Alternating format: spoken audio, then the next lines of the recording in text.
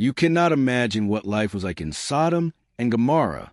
Did you know that orgies were commonplace and that homosexuality was openly practiced, challenging any norms of hospitality?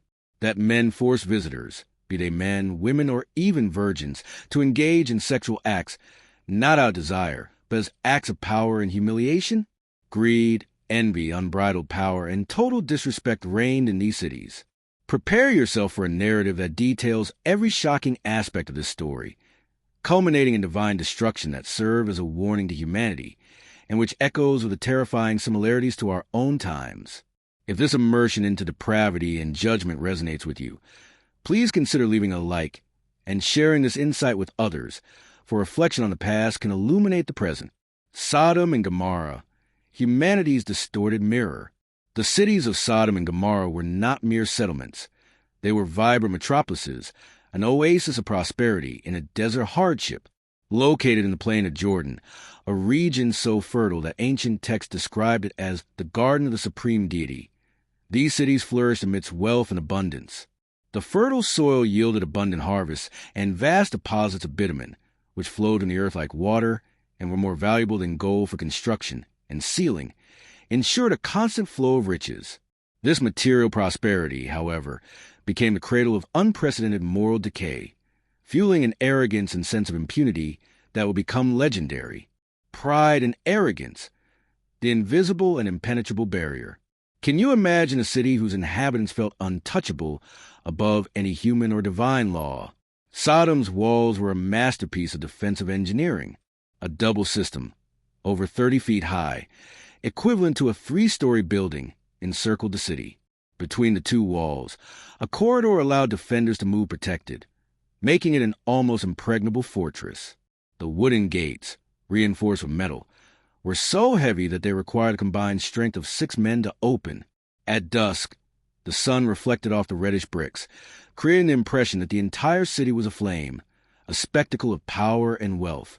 This physical invincibility bred moral invincibility. The Sodomites believed themselves masters of their own destiny, gods in their own domain. Wealth and security fueled unchecked pride, a self-sufficiency that blinded them to any external need or spiritual value. They saw themselves as a pinnacle of civilization, and anyone from outside was considered inferior, an object to be exploited or humiliated. The idea of being judged or corrected by a higher authority was laughable to them. This arrogance was a cornerstone of all their depravity. The deformation of social bonds, envy, greed, and injustice. In Sodom, wealth did not generate generosity, but rather a voracious greed. Society was deeply divided. A wealthy elite enjoyed every luxury, while the poor were not only ignored but actively oppressed. The voice of an ancient prophet, Ezekiel 16, verse 49, clearly describes Sodom's sin: pride, gluttony, and prosperous ease, but you did not help the poor and needy. Envy was a poison that corroded relationships. Those who had less envied those who had more, and those who had more feared being robbed or challenged. Justice was a farce. Courts were stages for transactions where sentences were sold to the highest bidder. Merchants shamelessly adulterated products, and anyone who dared complain was silenced, often brutally. Compassion was seen as weakness, charity a joke. The rich exploited the poor without remorse, accumulating fortunes while the destitute were left to their own devices, or worse, humiliated and oppressed. Instead of building a supportive community, Sodom's wealth forged a society of predators and prey, where the law of the jungle was the only rule, the subversion of customs and unrestrained promiscuity. Now, prepare yourself for what truly shocked and provoked the wrath of the supreme deity. Sexual morality in Sodom was non-existent. There were no taboos, only an incessant pursuit of pleasure and the satisfaction of the vilest desires. Clothing was a constant provocation. Women wore fabrics so sheer that virtually nothing remained hidden, and in nocturnal rituals, they painted their bodies with shimmering dyes, transforming each event into an exhibition of flesh and desire. The idea was not to insinuate, but to expose. The streets were stages for a theater of promiscuity. Public squares, where in other cities philosophy or commerce were discussed, in Sodom were often settings for open orgies, with groups of men and women indulging in all sorts of acts. Intimacy, as we know it, was a strange concept.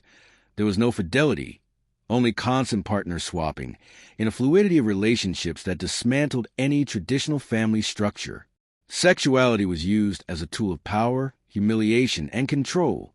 Homosexuality, in its most perverse and violent form, was a widespread practice. It was not about consensual affective orientation, but a manifestation of power and domination. Ancient text Genesis 19 tells a horrifying episode when celestial messengers visited the home of a righteous man named Lot. The men of the city surrounded his house, demanding that Lot hand over his guests so they could know them. The term know them in the ancient context was a euphemism for sexual relations, but here it implied collective rape and humiliation. It didn't matter if they were men, women, or virgins. Any visitor was a potential target for sexual violence, a grotesque display of dominance and barbarity. This inhospitality, culminating in sexual aggression, was a direct affront to one of the most sacred codes of that era, the cry of iniquity and divine intervention. The depravity of Sodom and Gomorrah was so profound that the cry of their transgressions reached the highest heavens. The supreme deity, in infinite justice and patience, observed. Even with all the evil, one last chance was given, one final check. 2 celestial messengers, in human form, were sent to investigate. They arrived in Sodom at dusk and were received only by Lot, the righteous man, who invited them into his home. They had barely settled when the entire city, men of all ages, surrounded Lot's house. The mob, in its fury and insatiable desire for violence and perversion, demanded the visitors be handed over. Lot, in desperation to protect his guests, even offered his own virgin daughters to the attackers, in a desperate attempt to satisfy the mob's thirst for violence and save the messengers. This proposal, though shocking by modern standards, illustrates the seriousness of the threat and the distorted customs of the time regarding women, as well as Lot's desperation. But the mob rejected Lot's offer with contempt and tried to break down the door. It was then that the celestial messengers acted, pulling Lot back into the house and blinding the enraged mob outside. Blind and disoriented, they groped in vain, but their intent for violence and outrage was already clear and sealed. The intercession of the revered patriarch. Before the final judgment was sealed, a revered patriarch, known for his deep faith and close walk with the divine, engaged in a remarkable plea. Aware of the impending doom, he approached the supreme deity, not with demands, but with a heart full of compassion and a probing question. Will you indeed sweep away the righteous with the wicked? Genesis 18:23, paraphrase. He dared to bargain, starting with 50 righteous souls, questioning if for their sake the cities could be spared. The divine assented. He continued, reducing the number incrementally. 45, then 40, then 30, 20, and finally 10. Suppose 10 righteous men are found there, he pleaded. The supreme deity agreed that for the sake of 10, the cities would not be destroyed. This profound negotiation, found in ancient writings Genesis 18:20-33, highlights the divine's boundless patience and the immense value placed on even a small remnant of righteousness, showing that redemption was possible had even a tiny seed of good remained. If you find this testament to divine mercy and human advocacy thought-provoking, consider giving this video a like and sharing it with others. Inevitable destruction, fire, brimstone, and an eternal lesson. With irrefutable proof of Sodom's complete corruption, and after the failure to find even 10 righteous souls, the sentence was pronounced. The celestial messengers instructed Lot and his family to flee the city at dawn, with a crucial warning. Flee for your lives. Do not look back and do not stop anywhere in the plain. Flee to the mountains, lest you be swept away. Genesis 19:17, adapted. As the sun rose, while Lot and his daughters hurried to safety, the supreme deity rained down fire and brimstone upon Sodom and Gomorrah. It was no ordinary rain. It was a fiery storm, a cataclysmic manifestation of divine wrath that consumed the cities and everything within them. The invincible walls, the riches, the stages of orgies and injustices. Everything was reduced to ashes and smoke. The beauty of the Jordan plain was transformed into a salty, barren desert. Lot's wife, driven by curiosity, nostalgia, or perhaps attachment to material possessions she was leaving behind, disobeyed the messenger's explicit command.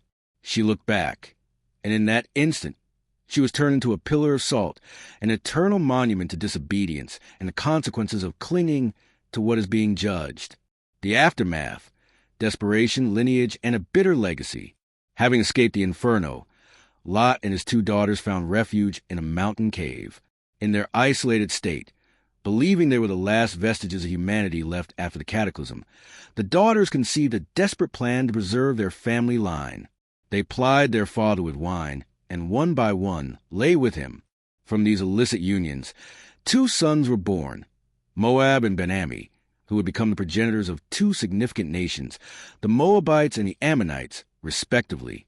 This morally complex and deeply troubling episode, recorded in ancient chronicles, Genesis 19, 30-38, speaks volumes about the themes of survival, extreme desperation, and the lengths to which individuals might go to ensure the continuation of their heritage, even if it meant resorting to acts considered profoundly transgressive.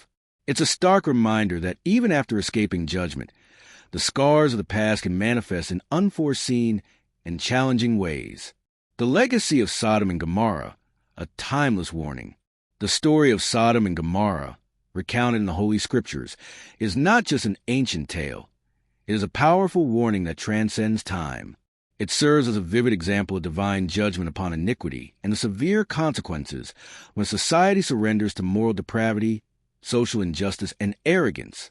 The echoes of this story resonate in discussions about the end times, as many ancient passages use Sodom and Gomorrah as a standard for the punishment that will come upon those who persist in their wicked ways. Wise teachers in sacred texts frequently point to these cities as a solemn example. One such teacher warns that the fate of these cities serves as a prototype of what will befall the ungodly, emphasizing that the divine knows how to rescue the righteous from trials and hold the unrighteous for punishment on the great day of judgment, from a revered epistle, similar to 2 Peter 2, 6-9. Another venerable scripture emphasizes that Sodom and Gomorrah, having indulged in gross immorality and pursued unnatural desires, serve as an eternal example, suffering the punishment of unending fire, from an ancient letter, similar to Jude 1:7. These references underscore the narrative's role as a potent moral and spiritual lesson, urging all societies to embrace righteousness and shun the path that led to such catastrophic consequences. The similarities to our world today are chilling. The unbridled pursuit of pleasure, indifference towards others, widespread corruption, the loss of moral values, and the constant display of private life, and even immoral acts on public platforms. The arrogance of nations and individuals who believe themselves untouchable, the greed that exploits and oppresses, the envy that poisons relationships. All these are dark echoes of sins that led Sodom and Gomorrah to their ruin. The story reminds us that material prosperity does not guarantee peace or eternity. On the contrary, when wealth becomes an end in itself, without being accompanied by justice, compassion, and humility, it can turn into the greatest of curses. The cry of iniquity, sooner or later, reaches the sovereign of heaven, and judgment, though patient, is inevitable. This narrative, detailed and unfiltered, is an invitation to deep reflection. If you were shocked, surprised, or provoked a new perspective in you, it means that the millennial-old message of Sodom and Gomorrah is still relevant. If you found this story compelling, please consider subscribing to the channel and leaving a like to help us reach more people with this powerful history, and share your thoughts in the comments. The past, when understood, can be the most valuable guide for the future.